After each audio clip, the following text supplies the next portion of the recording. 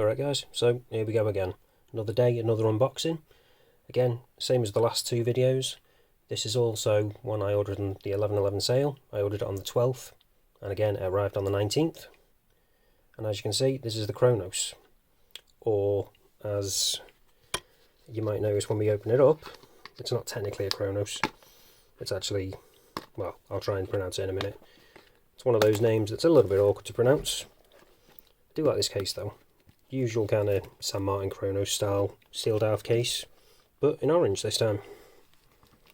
And we have actually got a few bits and pieces in here. So, a nice link removal tool there. Nice addition to have. What else have we got? Looks like we've got a rubber or silicone strap there. Oh, and a spring bar removal tool as well. So that's a nice touch. Try that out when we get to the full review. Oh, hang on, that's a bit weird. We've got another spring bar removal tool. This one. Come on, let's have a look at that other one. Oh, that's weird. So we've got just a normal unbranded one, and we've also got a Cronos branded one as well. A little bit odd, but always handy to have. You can never have too many of them. At least that's my experience anyway. You can never find them when you need them. So we've got the Cronos warranty card, actually dated, which is nice. But we're not interested with all that. Stick all that back in there for now and get it out of the way. So let's take this off and have a look at the watch. So get it the right way around. Get a quick zoom in on before I unwrap it. So I don't know how you pronounce this. I'm probably going to butcher it, but I'm going to call it Hruodland. Probably wrong.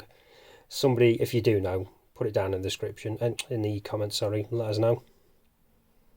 But there seems to be quite a lot of plastic on this, so I'm going to pause it for now, get all this off, and then we'll be back in a minute. So here it is, and I really like this one. Doesn't? Oh, forgot to take that off. A little bit of tape. Come on, don't do this to me.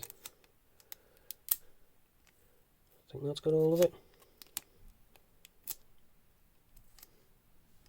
Just gotta zoom in. Still a tiny bit left. There we go. Always handy to have a bit of tape to get rid of those little bits. They can be a bit of a pain in the arse. But like I was saying, I do really like the look of this one. Granted, it's quite expensive for an AliExpress watch, but first impressions, I'm really impressed with the build quality. Just from unwrapping it, it feels really solid, really well made.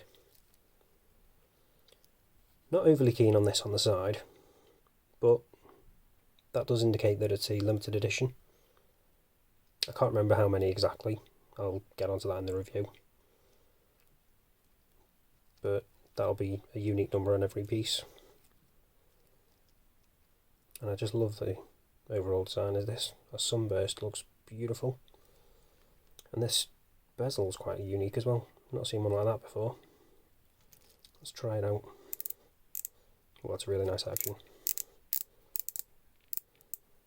It's rock solid as well. Zero play on that. But again, you kind of expect that for this price point. Seems to be lined up nicely as well, which is always good. I do like there's no Cyclops on it as well. Not overly keen on Cyclopses myself. I tend to have quite a few of them that are misaligned, so I'd rather not have one at all, to be honest. So, checking out the bracelet. It is only push pins, which is unusual. I would have expected screw ones at this kind of price point, but they do the job, I guess. This clasp is really small though. I quite like that. Milled one as well. And despite it being that small, they've actually managed to get 3 levels of micro adjusting, which is good to see. So it's looking good. Let's get a zoom in on that case back.